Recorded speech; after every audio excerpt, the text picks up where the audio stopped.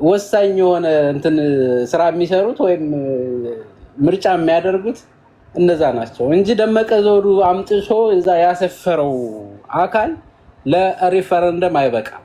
ይሄንን እየታወቀ ዛሬም ከአብይ አህመድ ጎን መሆናቸው እኔ በጣም ነው የሚያሳዝነው። ዛሬም በአብይ አህመድ ወልቃይት ጠገዴ ይመለስልናል ብለው ከአብይ አህመድ ጋር የተሰለፉ ስናዳሪዎችን ሳይ እኔ ምን አይነት ትውልድ ነው የገጠመን ምናምን እላለሁ። አብይ አህመድ ምርጫ እንዳይደረግ የከለከለ ይሄንን ቦታ ለትግሬዎች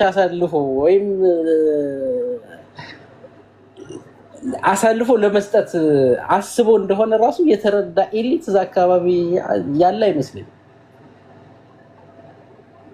ከደቡብ ጎንደር አምጥቶ ያሰፈረው ሰፋሪ በዚህ ሪፈረንደም ተሳታፊ አይደለም። ተሳታፊ የሚሆነው ከዛ ቦታ ላይ ተፈናቀሉ የተባሉት ግለሰቦች ብቻ ናቸው፣ ሰዎች ብቻ ናቸው። ይህንን ራሱ ማገናዘብ የማይችል ኤሊት ነው ያለው። ይህንን እያላቸው ራሱ ከአብይ አህመድ አብቹ በአንተ ነው የምንሞተው፣ አንተ ነህ እንደዚህ የምታደርግልን፣ አንተ ነህ ለዚች ሀገር ምናምን እንደዚህ እዚህ ድረስ ነው የዘቀጥ ነው። እዚህ ድረስ ነው ማሰብ የተሳነ። ወልቃይት ጠገዴ ከአማራ ፋኖ ውጪ ሌላ ምድራዊ ኃይል የወልቃይት ጠገዴን ርስት ኮንትሮል ሊያደርግ በትክክለኛ መንገድ ሊያስመልስ የሚችል ኃይል የለም ከአማራ ፋኖ ውጪ። አብይ አህመድን የተመረኮዙት ልክ ሸምበቆ እንደተመረኮዙ ነው መቁጠር የነበረባቸው። አብይ አህመድ ተሰባሪ ነው፣ ሸምበቆ ነው። እነዚህ ግለሰቦች ሸምበቆ ነው ተገድፈው ያሉት። ይሄ ሸምበቆ ተሰባሪ ነው። ይሄንን የማይረባ ሰው ነው ዛሬ በተለያየ ቤት ከትናንትና ወዲያ ሲያሞካሹት ንግግሩን ቆርጠው እያወጡ በጣም አፕሪሼት ሲያደርጉት ምናምን ሳይ እኔ ደግሞ አንድ አካባቢ ነን የሚሉት ልጆች ናቸው ሳይ እኔ በጣም ነው የገረመኝ። ሰው እንዴት አይቆጭም? ሰው እንዴት ለርሱ አይታገልም? ትክክለኛውን ነገር እንዴት ያነበብንነን ይላሉ፣ የተማርንነን ይላሉ፣ ግን ይህንን እንዴት መገንዘብ ያቅታቸዋል? አሁን ባለው አሰፋፈር ሪፈረንደም አይደረግም። ከዛ ተፈናቀሉ የተባሉት ሰዎች ተመልሰው መተው ነው ሪፈረንደም ራሱ ይደረግ ቢባል የሚደረገው። ይህንን እያወቁ ዛሬም ከአብይ አህመድ ጎን ቁመው ፋኖን ሲያንቋሽሹ፣ ፋኖን ሲሰድቡ፣ የአማራን ህዝብ የህልውና ትግል እንቅፋት ሲሆኑ ነው የምናያቸው እነዚህ ግለሰቦች። ስለዚህ የወልቃይት ጠገዴ ፖለቲካ ቅድም አንዱ ሲዋራ የሰማሁት ኦሮሞማ ሆኗል አለ። ኦሮሞማ ሆኗል። በቃ ይሄ የኦሮሞ ፖለቲካ ሆኗል፣ ተበላሽቷል። የተበላሸ ፖለቲካ ሆኗል። እዛ ወልቃይት ጠገዴ አካባቢ የሚሰራው ፖለቲካ የተበላሸ ፖለቲካ ሆኗል። በሁለተኛ ደረጃ ወልቃይት ጠገዴ ከደራ ከመተከል ከራያ የሚበልጥበት ምንም ታምር የለም። ሁሉም የአማራ ርስት ነው። ስኳድ ለአብይ አህመድ አንድ ፕሮፖዛል አቅርቧል። ሸዋን በወልቃይት የመቀየር ፕሮፖዛል። ይሄ አይሳካም። እኛ በእናንተ በአዲስ አበባ ጉዳይ አፋችንን አንከፍትም፣ እናንተ ይሄንን ወልቃይት ጠገዴን ለኛ አሳልፋችሁ ስጡ የሚል የማይረባ የትጌ ጻይቱን መናገሻ ከተማን በወልቃይት የመቀየር ሴራ የተጀመረበት ጊዜም ነበር። አሁን ያቁሙት አያቁሙት አላውቅም። እንደዚህ አይነት ስናዳሪ የበዛበት ኢሊት ያለበት አካባቢ አለ። ይሄ ራሱን መመርመር አለበት። ለአማራም ለወልቃይት ጠገዴም አይመጥንም፣ አይሆንም። ስለዚህ እዛ አካባቢ ያለ ኢሊት ቢመከር ቢያስብ አስቦ ይሄንን የአማራ የህልውና ትግል ቢደግፍ መልካም ነው እኔ የምለው። ከዛ በተረፈ ግን ከአማራ ትግል ከአማራ የህልውና ትግል በሁለት ማሊያ መጫወታቸውን አቆመው አንደኛ ማሊያቸውን ለብሰው ወደ ብልጽግና ጠቅልለው መግባት አለባቸው። በአማራ ህዝብ ትግል እነሱ ተንታኝም ሆነ አዛዥም ሆነ የሆነ ነገር የማድረግ መብትም የላቸውም ነው። ብልጽግና ከሆነ ብልጽግና ነው። ደመቀ ዘውዱን የሚደግፍ ግለሰብ ስለ አማራ ፋኖ ምንም ነገር የማውራት መብትም ሞራልም የለው። አያገባውም። ብልጽግና ነው፣ በልጽጓል። በቃ አለቀ ነገር። አማራ ፋኖ ጋር ዘመነ ካሴ እንደዚህ ካልሆነ፣ ምሬ ወዳጁ እንደዚህ ካልሆነ፣ የአማራ ፋኖ በዚህ መልኩ ካልተደራጀ የማለት ሞራልም መብትም የለው። አስተያየት ራሱ መስጠት የለበትም። ለምን ጽምዶ ሆነ? ምን አገባው? እሱ የፖለቲካ የታሪክ እስረኛ ሆነ፣ ቁሞ ቀር የታሪክ ቁሞ ቀር ሆነና ሌላው የአማራ ህዝብ የታሪክ ቁሞ ቀር መሆን አለበት። የአብይ አህመድን ስርዓት ጸረ አብይ አህመድ ከሆነ ኃይል ጋራ ፋኖ የመስራት መብቱ የተከበረ ነው። እነሱ ናቸው ሊወስኑ የሚችሉት እንጂ ወልቃይት ጠገዴ ልታስወስድብን ነው ብሎ አቧራ ማንሳት፣ አመራሮችን መሳደብ ነውር ነው። ይሄ ተማርን ከሚሉት በተለይ ወደዚህ ሰሜን አሜሪካ አካባቢ ያሉ ኢሊት ነን የሚሉ ከነሱ የማይጠበቅ ነው። እዛ ጋር መሬት ላይ ወርዶ ህይወቱን የሚሰዋው ነው። ከማን ጋር መጣመር እንዳለበት የሚወስነው እሱ አካል ብቻ ነው። በሶሻል ሚዲያ ላይ ወጥቶ ጥምዶ ጋር ከተጣመርክ በዚህ መልኩ እንመታሃለን፣ በዚህ መልኩ እናፈርሳለን፣ በዚህ መልኩ እንደዚህ እናደርጋለን፣ ይሄ ነውር ነው። ይሄንን መወሰን የሚችለው እዛ ጋር እየሞተ ያለው ኃይል ነው። ለአማራ ህዝብ የቆመ ኃይል አለ። ያ ኃይል ነው ሊወስነው የሚችለው።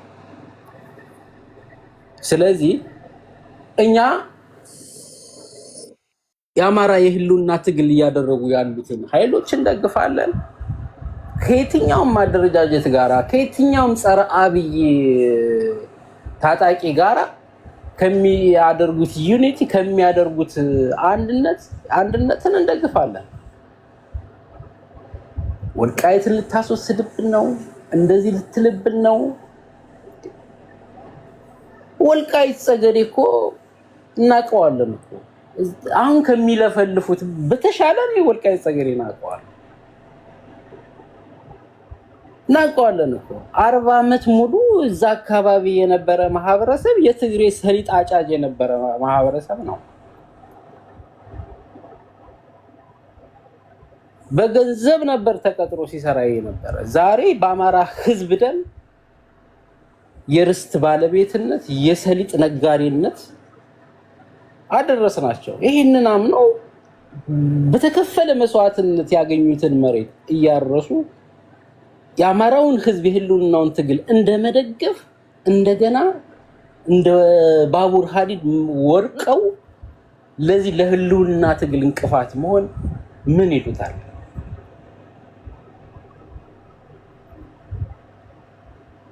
እኛ አልተቃወምናቸውም። እኛ መሬት ስጡን አላልናቸውም። እናውቃለን እኮ ወልቃይት ጠገዴ ላይ እኮ ሁለት አይነት አማራ ነው ያለው። እዛ አካባቢ ያለ አማራ ፈርስት አማራ ይባላል። ከሌላ ቦታ የመጣ አማራ ሰከንድ አማራ እንደሚባል እኮ እናውቃለን።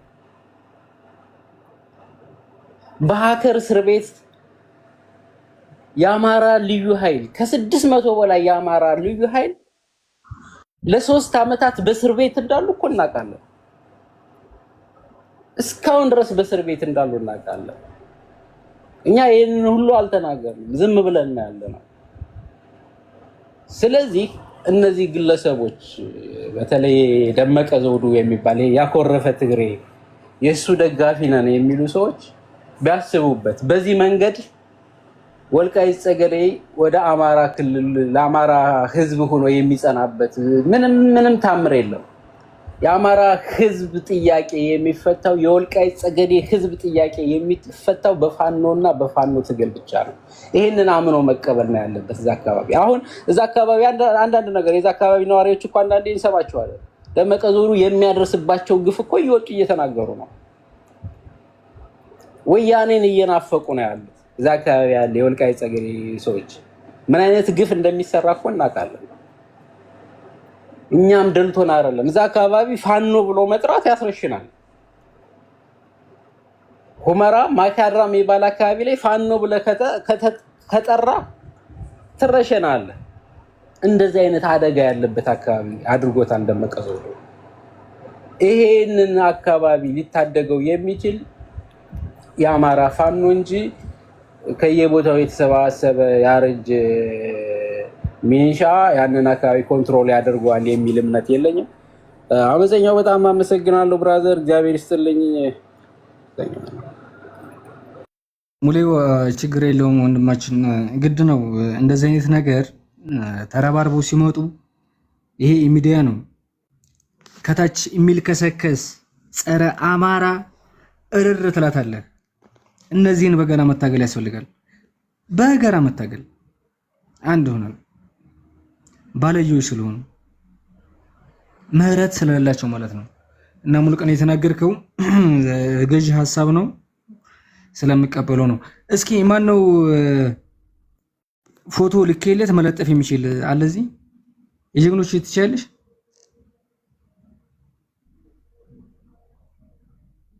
እችላለሁ። ምን አይነት ፎቶ ነው? በቃ ማለት የሆነ ፎቶ ማለት ነው። በቃ ምን ወያይበት ገላጭ የሆነ ይቻላል። እሺ ሀሳብን ስጥ እስኪ። በመጀመሪያ ቀድመህ ስለገባ አሹ ትችላለህ እንዴ? እንዴት ሰው አይመችኝ ምችል አይመስለኝም። እንዴት ናችሁ? ላከው ወደ እኔ። እሺ አሹ ቀጥል። ኦኬ አይ ቲንክ ሙሉ ይቀድመኛል መሰለኝ። በእርግጥ በፊት ነበር። አይ ቅድም ገብተህ ስለወረድክ ብዬ ነው። ሙሉ ቀጥል። እሺ ማለት እንደተነገረው ያው እንግዲህ ሁላችንም የምናውቀው ጉዳይ ነው። በአሁን ሰዓት አማራን ካለበትኝ የኢኮኖሚ ቀውስም ሆነ የዘር ጭፍጨፋው አማራ የሚድነው በፈርጣማ እጅና በፋኖ ነው። ስለዚህ አሁን ኮሎኔል ደመቀ ዘውዱ ማለት ነው ያው ኦልሬዲ አማራን ህዝብ ክዶታ ነኝ። ይሄ የታወቀ ነው።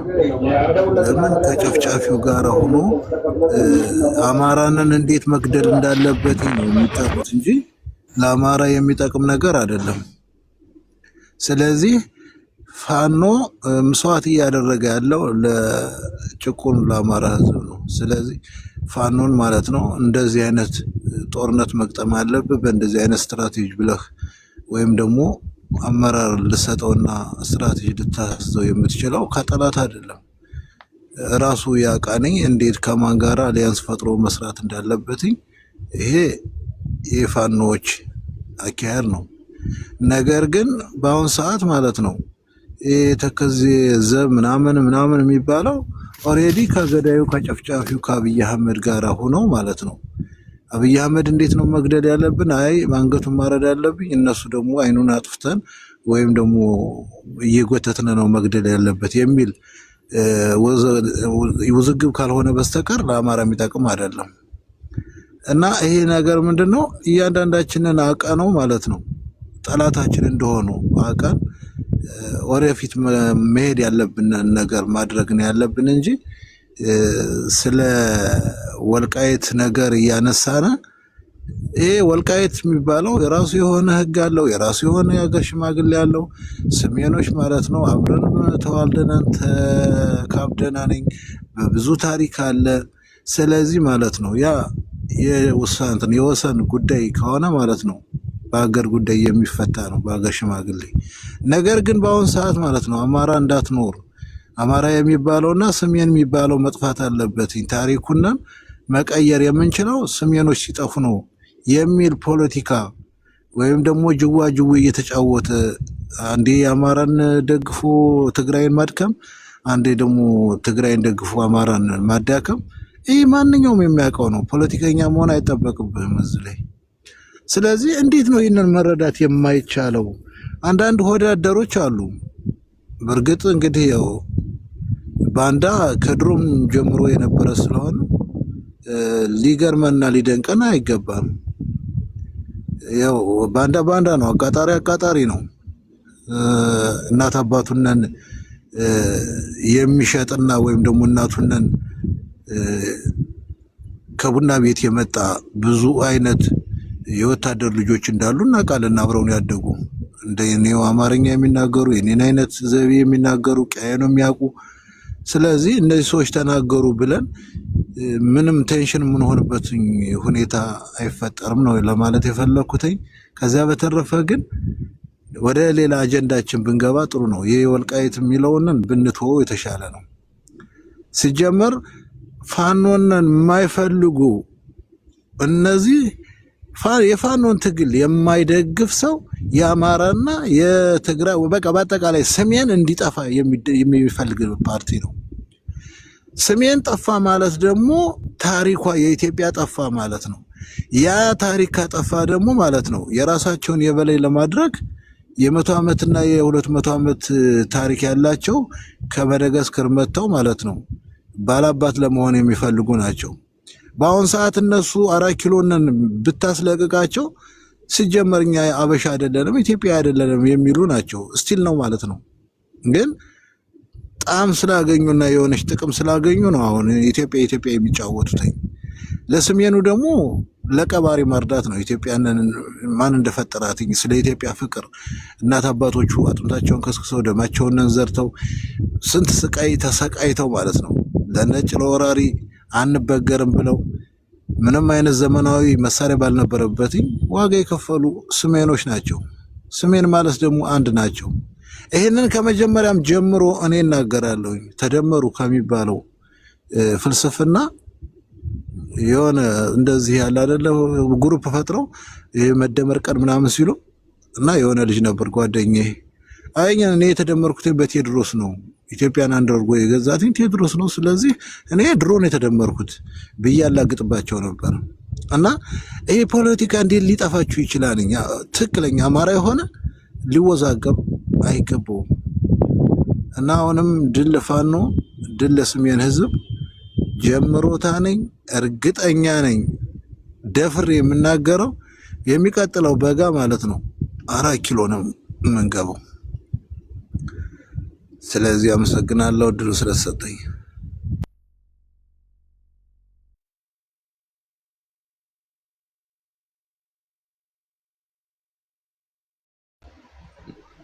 እሺ ሄደ እንደ ያመፀኛው ሰላም በድጋሚ ያ ፎቶውን ሳያመጣ ቀረ ብዬ ነው። እንዴት ነሽ ቴምር? እንግዲህ አርበኛ ንግስቷም ዝም ብላለች። ሞሮካን ወይ ሰላም ነው አለን። አይ የአብዛኞቻችሁ በተናገራችሁ ነገር ቪዲዮ እንዳትወጣ አመፀኛው። ቆይ እኔ ለእንትን ልለው ነው። በተለይ ደግሞ አሁን ቲፒኤልኤፍን በዛ የሚስበኝ አጥቼ እኮ ነው ታውቃለህ። ሞዴሬተር ያለው አልነበረም እና የጅብኖች የተለኩልሽና የተሻለ ያቺን ደመቀ ያዘላችሁ በቃ ለጥፊው። እሺ ይሄኛው ለጥፊው የደመቀን። እሺ ቀጥል ብራዘር። እሺ ቅድምም ስናወራ ስለነበር ብዙ ሰዓት ቆይቻለሁ። በዚህ ግን አብዛኞቻችሁ ማለት ሌላ ቤት አብዛኞቻችሁ ተናግራችሁታል። የደመቀ ዘውዱ አቋም አሁን ያለበትን ቆይቷል። በተለይ ድርጅት ከተመሰረተ በኋላ በዚህ ይጫናል ብዬ አላሰብኩም ነበረ። ወልቃይትን በአማራ ሕዝብ አቅምና የፖለቲካ አቅም ነው ማስጠበቅ የሚቻለው እንጂ ፈጽሞ በአብይ አህመድ ጀርባ ወይም በብአዴን ሆኖ ምንም ነገራችን ማድረግ እንደማይቻል ይታወቃል። አሁን እሱ ደህና ሆኖ በመገረድ ተላላኪ በመሆን ያልተሰጠውን ነገር በህገ መንግስት ጠይቀናል እንሰጣለን እያለ ይልቁንም በሌሎች በህገ መንግስቱም በፕሪቶሪያም በሚለው ፍጹም ያደላ ውል ተደርጎ የአማራን ነገር በፍጹም ጄኖሳይዱ ተረስቶ የአማራ ነገር እዛ የለም ተብሎ በተባለበት ስምምነት ማለት ነው ህዝብን እያጭበረበረ ተከዘዘብ ብሎ ተቀምጧል። እሺ ተከዘዘብ ችግር የለም ለጊዜው እንኳን ድርጅት እስኪመሰረት ድረስ በነበረው ሰዓት ግድ የለም። አሁን ግን እንዲያም ሆኖ ወጥቶ የፋኖን ትግል ሙልጭ አድርጎ እየተሳደበ ኮዝ የለውም እያለ መላው አማራ ደሙን ከስክሶ ያስመለሰው ወልቃይት ለወልቃይት ልዩ ኃይል እንኳን በአግባቡ ካሳ አልተከፈለም። ሌሎች ባንዳዎችና ሌሎች በሰሊጥ እና በሌላ መንገድ በንግድ በተቀናጀ በጥቅም አርሶ አደሩን በማይጠቅም መልኩ እና መስዋዕትነት የከፈሉ ሰዎችን ባገለለ መልኩ ከፌዴራል የሚባለው መንግስት የጨፍጫፊ ስርዓት ጋር በመጣመር ወጣቱን በተለያየ መንገድ ተከዜ ዘብ ትሆናለህ እያሉ ለምንሻ እያሰለጠኑ ወያኔ መጣብህ እያሉ ያን ያሰለጠኑት ደግሞ በአንድ በኩል ከቲፒኤልኤፍ ጋር እንዲዋጋ እያደረጉ የአማራን ወጣት ማስጨረስ፣ ወልቃይትን ግን በህግና በስርዓት ለቲፒኤልኤፍ ሰጥተዋል።